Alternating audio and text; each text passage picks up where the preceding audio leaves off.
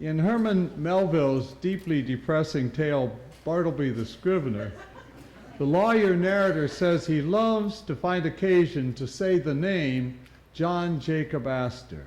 John Jacob Astor, quote, "The name hath a rounded and orbicular sound to it, and rings like unto bullion."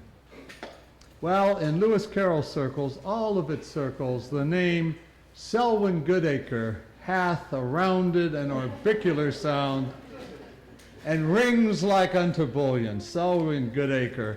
Like the lawyer, I am not insensitive to the good opinion of Selwyn Goodacre, who is a giant in Carroll studies and a very mongoose in combat. You do not want to find yourself on the wrong side of a quarrel with Selwyn Goodacre. He is a colossus of a bibliographer and textual editor, and a central figure in the history of children's literature and Victorian social history. He and I worked together on the pennyroyal Alice's, Selwyn doing the experimental text and I doing the annotations and introduction, rather, I doing what Selwyn told me to do, which I was only too happy to do. As part of the process of working together, he invited me to his home, where he initiated me not only into his vast collection of Lewis Carroll treasures and his warm hospitality, but into a game of Victorian or Carolian croquet to Yankees. It was a humiliating experience. That 7-hour croquet game, whose rules I never discovered, and whose penalties I regularly incurred. That horrible defeat lives on with me in dark nightmares and marks, I think, the beginning of that downward slide so many of my friends have noticed. Selwyn, who we're delighted to have, speaks to us today on Towards an Analytical Commentary on Alice's Adventures.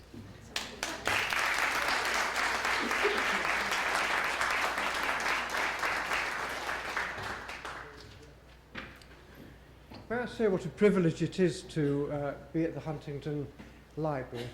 And I think it's very nice of them, isn't it, to put on a special plate from Audubon of the flamingo there, especially in our honour. I think that's very nice of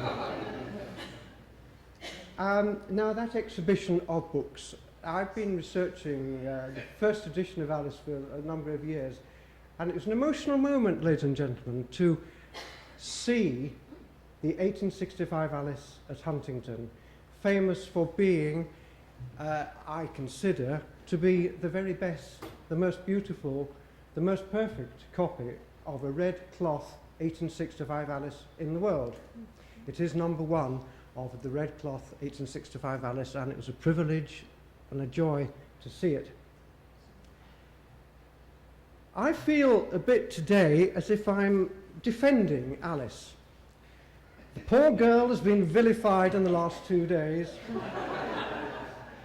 Harsh words have been said about her. She's been called rude and insulting. The only word I did like that somebody used was feisty. I do think Alice is feisty. But I'm here, ladies and gentlemen, to defend the poor girl. Now, back in 1960, as a penniless third-year medical student, I invested in a copy of the newly published The Annotated Alice, at the huge price to me then of 50 shillings, £2.50 in modern parlance. But I was living at that time on about £200 a year, so this was a fortune. But my word, what a fabulous book it was and still is. I think its new incarnation, which we see outside here, is also, it has a little reminiscence of that beautiful blue, large volume on that lovely thick paper, with beautiful dust wrapper.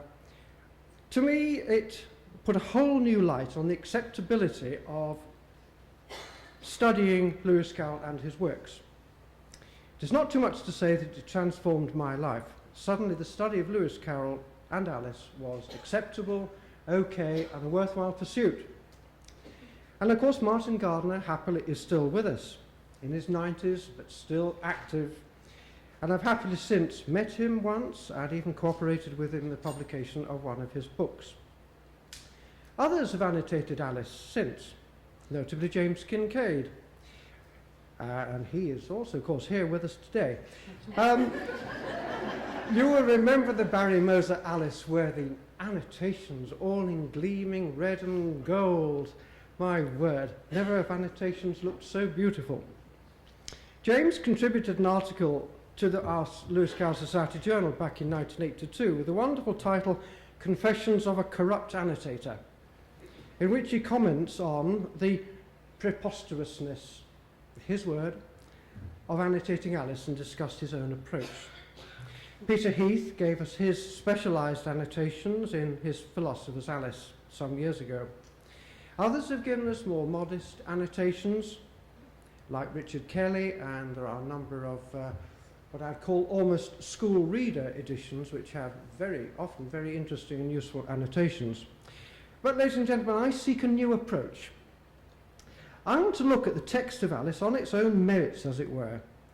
I'm not seeking to emulate Martin Gardner and James Kincaid.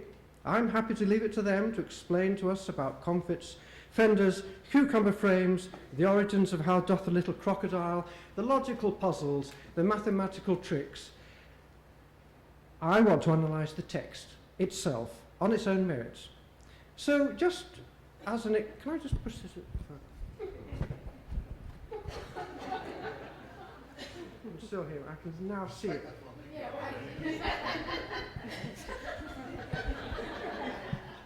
I never liked the flamingo. It always worried me as a medical student that the eyes are awfully close to the hedgehog's prickles, and as a cheap child it bothered me.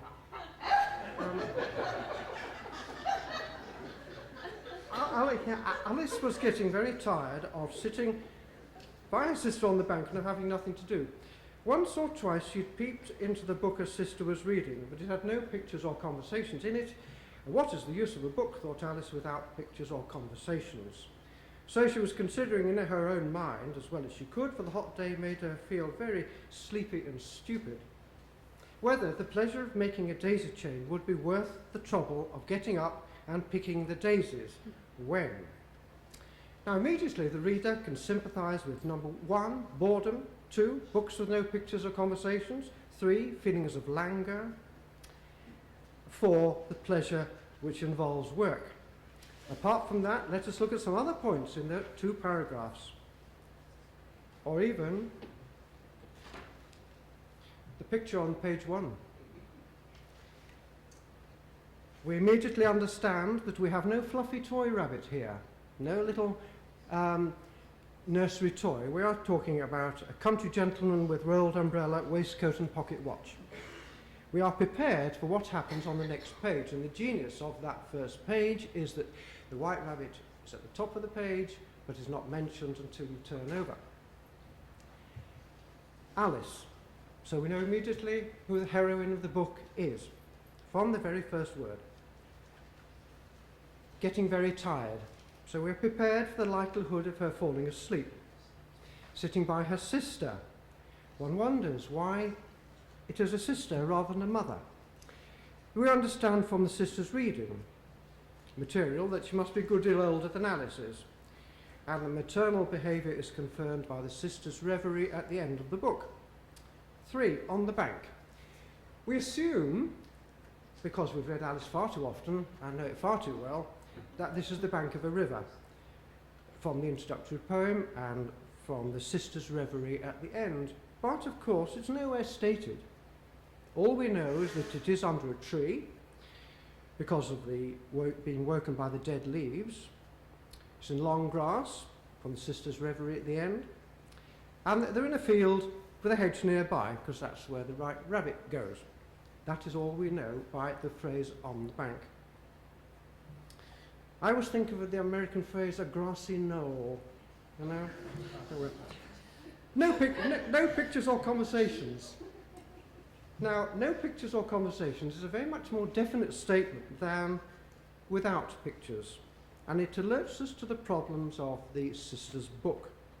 However, when the phrase is repeated by Alice, we move from the author's assessment of the book no pictures or conversation, to Alice's own appraisal, which fits exactly with the author's statement, thereby, very early in the story, demonstrating the total empathy between author and heroine, which is to be a characteristic of the whole book. And moving from no pictures to without pictures avoids an unnecessary and dull repetition. The slight paraphrase keeps the concept vibrant. Which is why I so disagreed with our speaker yesterday, who disparaged Donald Rackin's view about Alice using the word juror. The author says, and Alice thought, and quite rightly so, that she was quite clever to do that. And I think that's another example myself of the author knowing exactly who his heroine is and how she's feeling. There's total empathy. Sleepy and stupid. Now, what was that lovely phrase? I've forgotten it already. I meant to make a note of it. The word that somebody used yesterday, that poetry and prose together. Prosimetric, that's right. Now, sleepy and stupid is a poetic, alliterative phrase occurring within the prose section of that first paragraph. And what a perfect picture it shows. New, I think, originated entirely by Lewis Carroll, and a beautiful phrase which sums up exactly how you feel when you take a snooze early afternoon in the summer and you do feel stupid when you wake up. Beautifully put. Daisy chains. Now, only a 6 or 7 year old child has the right thickness of fingernail to create the right split in the stem of a daisy. I proved that with my grandchildren. I said, you split them because my fingernails are far too thick. So there you are. And that's just the first 2 paragraphs, ladies and gentlemen. Now, in a talk I gave to the 1998 conference at Oxford, I suggested that Alice was a pioneering children's book. I'm very good at stating the totally obvious, but there you are. In at least, I suggested then 11 different ways, sorry.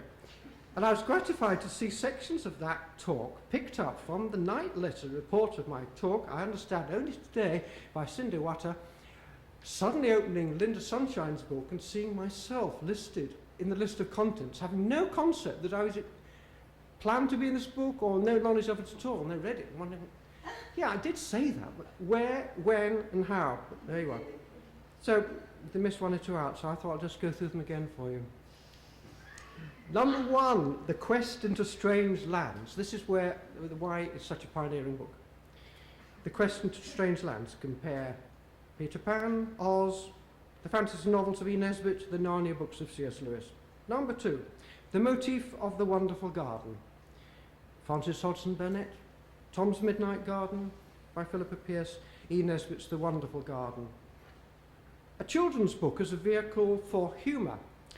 Now, this is very unusual. I can only think of one other children's book where humour is an important element, but I am open, please, to other suggestions. And my only one I can think of is Winnie the Pooh, which I think is a hilarious read. 4, the genesis of the book as starting as an extemporary tale. We all know about the boat trip. Did the knowledge of that lead many others to write down what started for them as extemporary tales for children? We certainly know it is true for Kenneth Grahame and The Wind of the Willows, and again for Winnie the Pooh. Regrettably true of far too many Carol Alice imitations. 5, a way of satirising contemporary life. The contemporary allusions are incontrovertible. The trouble with Carroll's scholarship is that somebody gets hold of an idea and flogs it to death. So you get a book like The Red King's Dream by the Gladstones, which says the entire book is contemporary allusions, totally destroying the book. But there are some beautiful, we know about the half-subconscious allusions to the university teaching, the caterpillar, caucus races, furniture dealers in town, and so on. 6, inclusion of instruction in logic and mathematics. Surely, and how many children's books do that? 7, nonsense tales. perhaps reaching their apotheosis in modern days in the strange fantasy novels of Roald Dahl. 8. The anthropomorphic animal is an important character in the book. Now, I know we heard about Mrs. Trimmer and Tale of the Robins, and there's didactic books of the 18th and early 19th century, but to be put in the context of a popular children's book, I think is pretty pioneering, and has led to a whole line of books forever afterwards, from Beatrix Potter through Alice and Utterly, Racy Helps, and Jill Bartlam's Bramley Hedge books. 9. The strong character. By this I mean the sort of book which features one extraordinary character whose eccentric behaviour gives the storyline, usually contrasted by fairly ordinary children who act as the straight man. I don't know whether you're familiar with Wurzel Gummidge, The Live Scarecrow, children's books, Paddington Bear, all of which are contrasted with tremendously ordinary English children as the contrast and the straight man. Alice plays the perfect straight role for the Hatter, the Caterpillar, and so on, just as Hardy does to Laurel, or if you like, Laurel does to Hardy, and Abbott to Costello. 10. The merchandisable children's book. How far was Lewis Carroll pioneering in his merchandising? With the playing cards, the biscuit tin, the postage stamp case. Of course, now you can't bring out a children's book without the merchandising starts the same day. But did it all start with Lewis Carroll? An easily adaptable or condensable book. This is number 11, my last one, so I will try and get on. Surely given authority, as Lewis Carroll himself condensed his own book within the nursery Alice. In the essentially episodic nature, which has been criticised today and yesterday, of the Alice books, does at least mean it can be easily reduced in length and still retain a total coherence. And of course you can slip in characters from Through the Looking Glass, as Disney does, without half the people realising it's happened. But today, ladies and gentlemen, I want to offer you a new way of looking at Alice's adventures in Wonderland. And this is where I come to my support of Alice.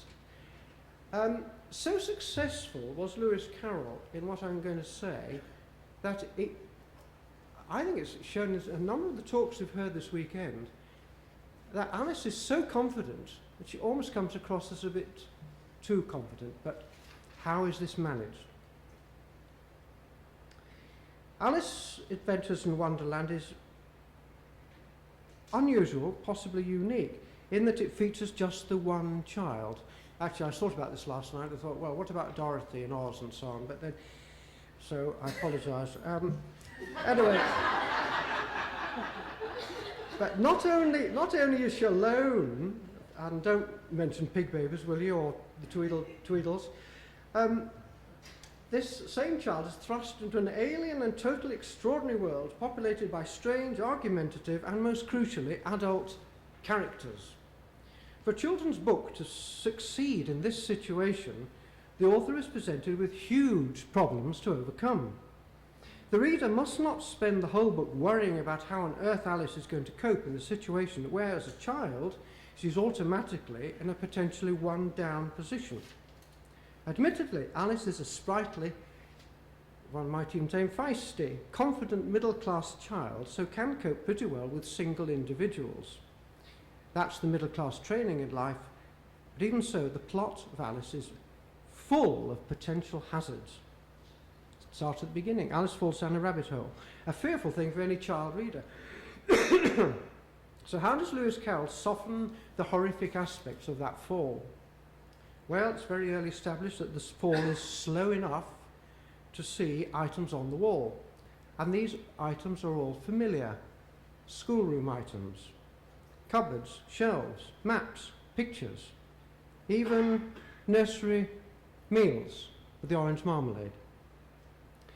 Then there is a period of solitude while she familiarises herself with her situation and comes to good understanding, if a little frustrated. There's no adult yet to upset her. Let's just pause for a moment to think about the glass table. Why must the table be glass? Well, of course it has to be, because when she's very small, she has to be able to see that she's left the key on the top. If it wasn't glass, she wouldn't be able to see it. There's a nice obvious point for you. Now, then she comes to the glass bottle. Now, the taste of the contents, we've heard about that already, but I'll just remind you what they are. Cherry tart, custard, pineapple, roast turkey, toffee, and hot buttered toast. All of these are types of luxury food for a small child, with a hint of the nursery fireside with hot buttered toast. One does wonder how a cold drink can convey the heat of hot buttered toast, but that I don't know. Now, the whole of the Hall episode is designed for us to learn more about Alice and how she rationalises everything. We appreciate her problems, and we can share with her as she comes to possible solutions. And so we come to the first conversation with the first of the adult characters. Alice is well able to cope with this because she is hugely taller than the White Rabbit, and it is she that startles him rather than the other way about. We come across different ploys throughout the book. Now, the White Rabbit is a key figure, one of the three characters whom Alice will meet several times. Note the delicate use of friendly characters who will reappear at all the right moments. The White Rabbit, who's present at 3 of the major crowd scenes. The Cheshire Cat, who appears at a crucially important sticky moment at the Croquet Ground. The next character is the mouse. Here she is on equal terms. She, quote, "She soon made out that it was only a mouse that had slipped in like herself." The mouse is doubly important because Alice is allowed to meet him before the assembly on the beach, so that when they arrive, she's already has an ally, backup support. And so to the first crowd scene, a gathering of a whole host of animals who Alice has never met before. And Lewis Carroll, right at the outset, gets Alice into an equal position. There were a duck and a dodo and an eaglet and several other curious characters. Alice led the way. Crucial and important line. Immediately establishes her in this crowd scene as the important figure in the scene to come. All are in the same wet situation, you might say, a bond of suffering. So Alice starts chatting, and when they all sit down in a ring at the mouse's behest, Tenniel helps us to sympathise with Alice by placing her in the foreground of the picture with her back to us so that we're behind her and supporting her. It is Alice's reply that she's as wet as ever that prompts the dodo to move his new idea of the caucus race. And we can see how crucial her intervention is to the development of the plot, and it is she who is the spokesperson to ask for an explanation of the race. Her importance amidst the throng of creatures is finally confirmed by her role as prize giver. Her confidence grows apace, and she soon offends the mouse during his tale that he stomps off in disgust. The White Rabbit returns. We are warned by a little pattering of footsteps. Note the diminutive. This prepares Alice to cope with the rabbit who is now her size. Now she can accept his orders in a gently humorous and confident way, going along, as it were, with the idea that she is his servant. And of course it guarantees admittance to the house, which is essential for the story development. Carol ensures that she arrives alone. She can cope with the hosts of folk in the garden simply because she's much bigger than they are, a device which is not used again, though the temptation must have been great. Throughout this episode, we view the entire train of events entirely from Alice's point of view. This reaches its apotheosis with the sublime paragraph which records the business of getting Bill onto the roof, which is brought to us wholly as an overheard conversation. The way that paragraph is written is a masterpiece of punctuation skills. We follow exactly what happens to Bill, from the volcanic eruption to the brandy by the hedge, all from what Alice overhears. Her authoritative threats from the confines of the rabbit's room, "If you do that, I'll set down at you, and you'd better not do that again," are hugely effective. The meeting with the puppy, which follows, and we had a lovely picture of it, didn't we, just now, is a beautifully dramatic contrast. with the immediately preceding scene, where Alice is huge and everybody else is small. Here, Alice is small and the puppy is huge. Again, dramatically increased because puppies we expect to be small. So it's a double sort of little Carol joke. Now, the encounter with the caterpillar is a little different from any of the other meetings in the book, in that Lewis Carroll here wants to retain a certain deference, because he's going to show the whole episode as a caricature for a university child, remember, of the way a university lecturer interrogates a student. The approach is beautifully described. All the caterpillar can see is the top of Alice's face, and their mutually silent appraisal of each other is a perfect prelude to the interrogation, and again nicely realised by John Tenniel. The caterpillar is the only character to be addressed by Alice as Sir, apart from a brief word to the rabbit and an unspoken remark to the mock turtle. This is if you're checking me out later. It reflects the tutor-pupil relationship right at the start. And it is a relationship that is rather nicely supported by their exactly similar size. It's a very good height indeed, says the caterpillar. Alice's next encounter is with the pigeon.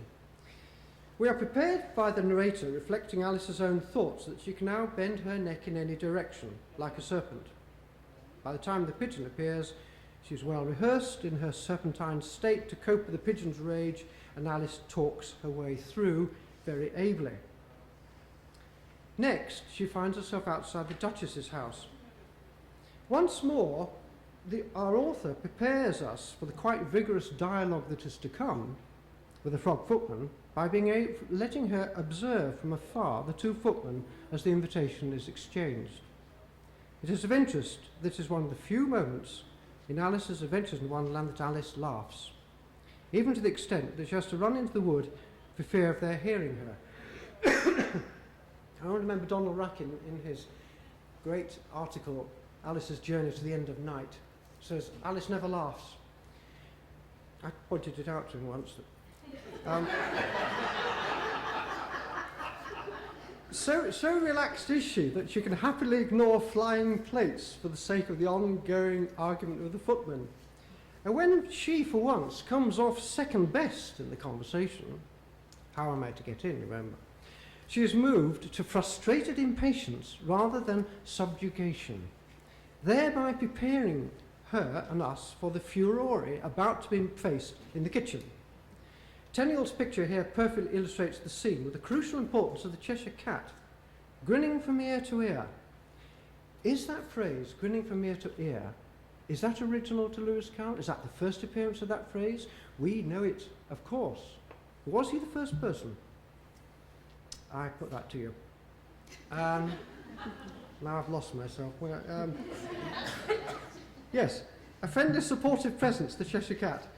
The belligerence of the cook is dissipated somewhat by her facing the other way, engaged in the cooking. So all Alice has to cope with here is the Duchess. Happily, we know Alice is in defiant mood, having imperiously marched into the house uninvited. And the apparent friendliness of the cat is a lovely dissipating help from the author, and so it is right that that is the first thing she comments on. She's then able to cope brilliantly well with the renewed violence of the cook by a feminine concern for the welfare of the baby. There goes his precious nose.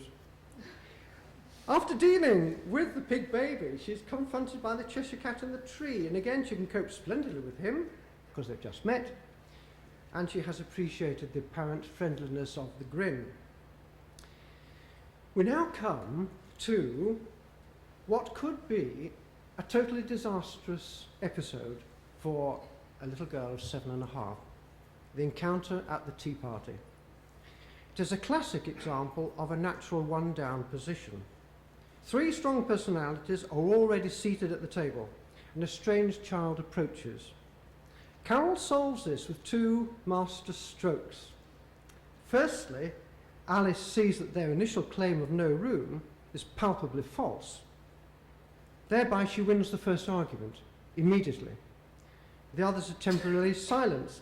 Time enough for Alice to sit down in the large armchair at the end of the table.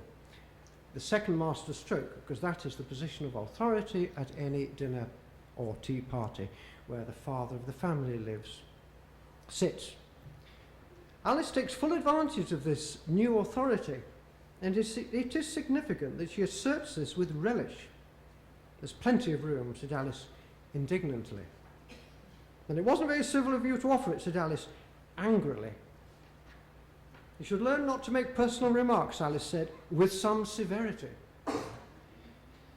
Just to digress for a moment, the Dormouse telling his story is a lovely caricature of example of how Lewis Carroll himself liked to tell stories to children. He welcomes interruptions. The interruptions become part of the story. What did they live on leads to treacle. What did they draw? And we're rapidly into drawing of muchnesses and memory. You would have to read my full thesis on this to appreciate the brilliant way in which Lewis Carroll deals with that story. The next huge challenge for Alice is to face how she is to cope with the masses of new adult figures in the croquet ground. Lewis Carroll again deals with this on a number of levels. On her arrival at the Queen's Garden, as with the approach to the Duchess's house, she initially simply observes members of the working class from a distance, i.e. the gardeners, interacting amongst themselves. The middle-class child can then chat easily to the gardeners, and the way she does that is a masterpiece of observation of child behaviour in Victorian times. We've already heard earlier in the book about the fearsome Queen of Hearts. So how does our author deal with the problem of a vulnerable child of 7 facing a raging, execution-obsessed tyrant?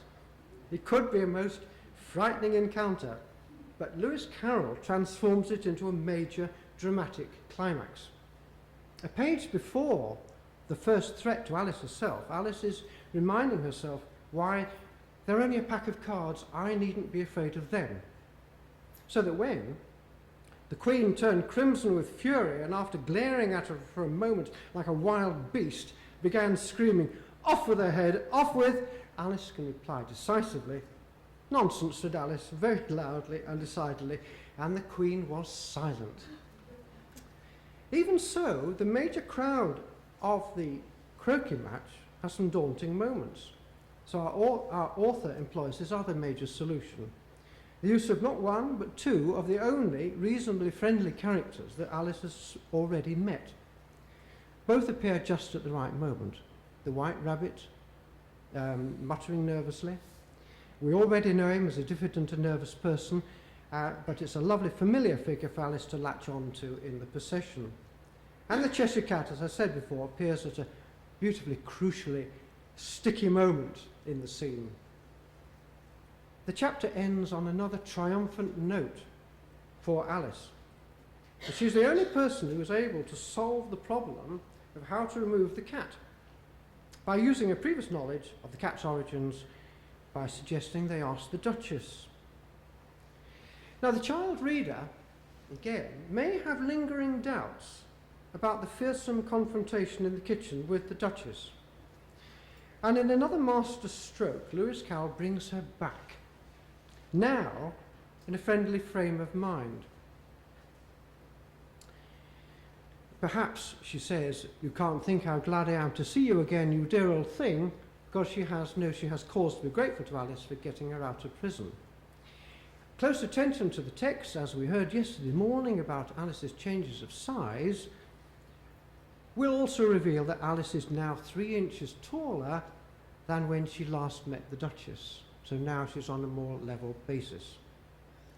So effective has Alice's put down to the Queen been that we can now accept without question that while the Queen may bellow at the Duchess, she's now more than friendly with Alice, to the extent that she takes proprietorial care of Alice, suggesting that she should meet the Mock Turtle, and puts it into immediate effect by introducing Alice to the Griffin. Here, ladies and gentlemen, we have another problem for our author. The Griffin is an imposing mythical monster, part eagle and part lion. So our author immediately softens the immediate impact by having the Griffin sound asleep, and therefore in no way threatening to Alice. By the time he wakes up, he has taken Alice by the hand to meet the said mock turtle, and all is well for what is one of the longest and most brilliant sections of the book. The trial is the last major confrontation of the book, and again this is a forbidding prospect. But by now Alice is well used to Wonderland. She's happy to arrive there and to assess the surroundings, almost as if she is visiting a theatre, enjoying, recognising the various elements, and ready to enjoy whatever is about to happen. The denouement to the book is done with great drama. For several pages we are told that Alice is gradually returning to her normal size. We are prepared for the fact this also means she's beginning to wake up. "Hold your tongue," said the Queen, turning purple, the first really direct and vicious threat. "I won't," said Alice. "Off with her head," the Queen shouted at the top of her voice. Nobody moved. "Who cares for you?" said Alice. She had grown to her full size by this time. "You're nothing but a pack of cards." A great moment, a great ending to a great book. So far, I've tried to demonstrate how beautifully constructed the book is on so many different levels. But let me return to my initial thesis, which is my line-to-line textual analysis, and talk my way through some of the elements that I think are in need of fuller analysis. It's always lovely when you go to a conference and hear yourself being quoted by one of the other speakers, isn't it? When Alice repeats her lessons, she crosses her hands, and she folds her hands when she's standing, hands on her knee when on her lap when she's sitting, which my dear friend Ronald Bagula said was exactly the only way you could get children not to fidget while they're reciting. Exactly the way Victorian children should behave. I must be Mabel after all, and I shall have to go and live in that poky little house and have next to no toys to play with and know ever so many lessons to learn. It'll be no use their putting their heads down and saying, "Come up again, dear." Now we're not dealing with a fault-free child. Alice does reveal the snobbish aspect of her character. But why does she suggest that deprived children of her age have to do more lessons than she has to do? It's one of those puzzles of the book. Have ever so many lessons to learn. Is that unique to the poor child? I don't know. Putting their heads down, quite difficult, because if you remember the text, Alice doesn't fall down the rabbit hole straight away. The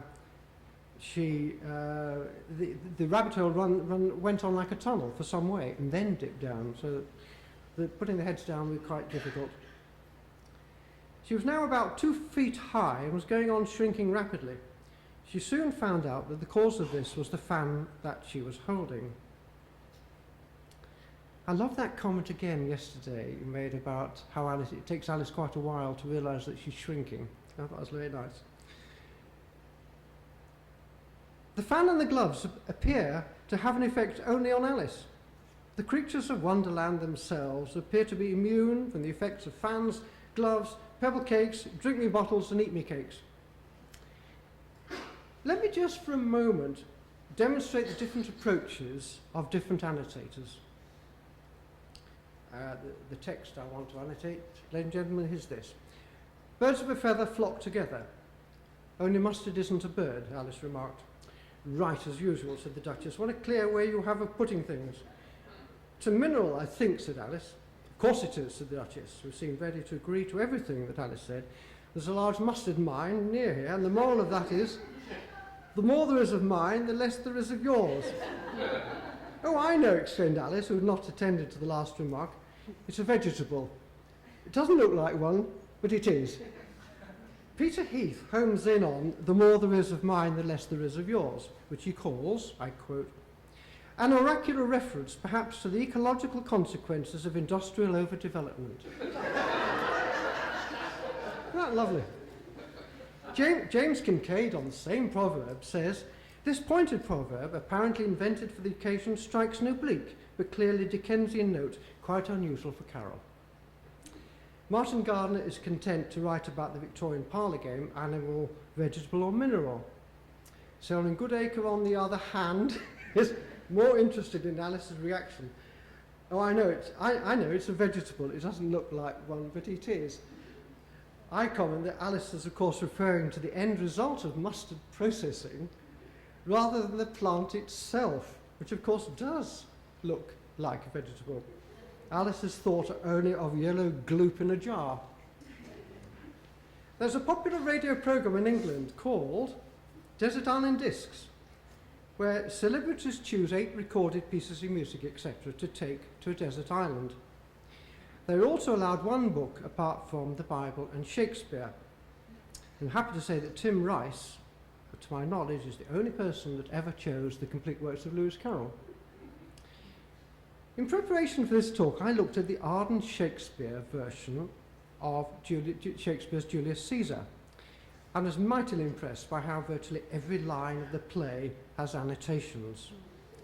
Similarly, there are multitudinous versions of the Bible. Again, every verse, almost every word is analysed and annotated. And as I think someone said yesterday, Alice may not be the Bible or Shakespeare, but I commend highly to you the idea that Alice can be textually annotated almost to the same extent. Let me run you through a few annotations that I suggest could be put in the Mad Tea Party. Concerning the best butter and the Hatter's watch, the March Hare, quote, dipped it into his cup of tea.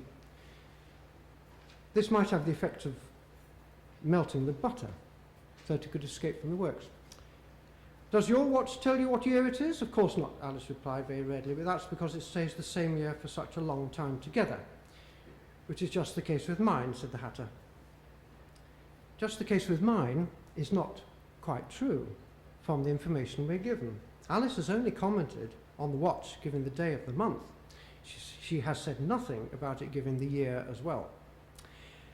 Alice sighed wearily. I think you might do something better with the time, she said, than waste it asking riddles that have no answers.